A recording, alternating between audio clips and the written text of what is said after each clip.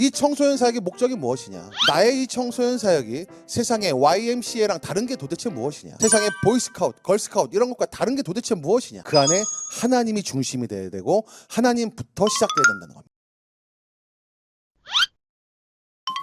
그래서 청소년 사역은 말이죠, 이 목적을 생각하다 보면은 결과적으로 신학적으로 갈 수밖에 없어요. 많은 청소년 사역자들이 신학하고 청소년하고 관계가 없다라고 생각하거든요. 여러분, 근데 여러분이 하는 것이 사역이라면 거기에 신학적인 부분은 당연히 들어가 있어야 됩니다. 이 신학이란 무엇인가, 이게 문제겠죠. 여러분, 켄다 크리시 딘이라는 교수님께서 청소년 사역에 대해서 이렇게 말씀하셨어요.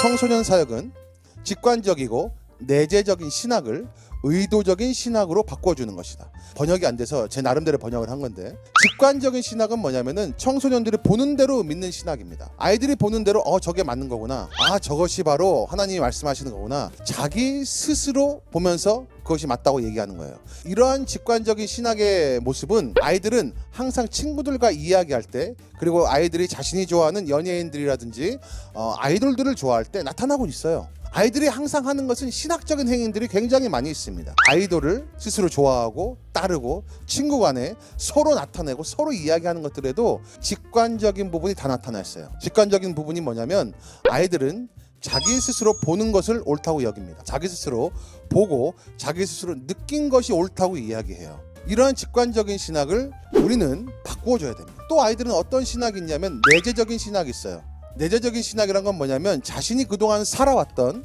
교회, 학교, 가정에서 물려받은 신학입니다. 예를 들어서 교회에서 그 성령의 은사라든지 이런 부분들에 대해서 강조하는 교회와 강조하지 않는 교회가 있어요. 특별히 담임 목사님의 말씀이 굉장히 절대적인 거죠. 담임 목사님으로부터 어려서부터 성령의 은사라든지 이런 것들은 지금 이제 나타나지 않아, 그런 것들은 믿어서는 안 돼, 우리 오직 말씀으로 기도만 해야 돼. 이런 교회에서 오랫동안 자란 친구들은 성령의 은사라든지 방언이라든지 이런 부분들을 이야기하면 거부감을 일으킵니다. 잘못된 거 아니냐고.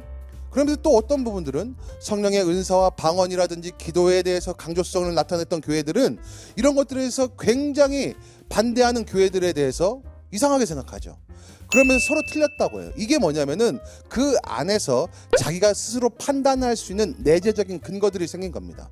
그래서 이러한 직관적이고 내재적인 신학을 성경의 의도된 신학, 의도적인 신학으로 바꿔주는 겁니다.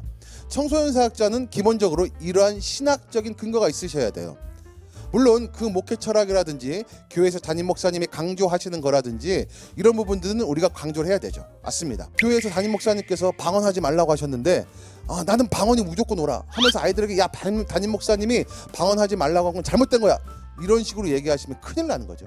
아이들이 가정에서, 교회에서 내재적으로 속으로 가지고 있던 그 근거에 의해서 다른 교회를 판단하고 신학적으로 판단하는 이런 부분들을 우리 청소년 사역자는 그러한 내재적 신학을 성경에서는 이렇게 이야기하고 있어, 성경에서는 다르게 이해하고 있어, 성경에서는 많이 품으라고 돼 있어, 성경에서는 이것도 지금 나온다고 이야기하고 있어, 이런 부분들을 알려줄 의무가 있다는 겁니다. 그러니까 청소년 사역이 신학적이지 않다라고 생각하는 것은 청소년 사역자가 아이들을 너무 낮게 본 거예요.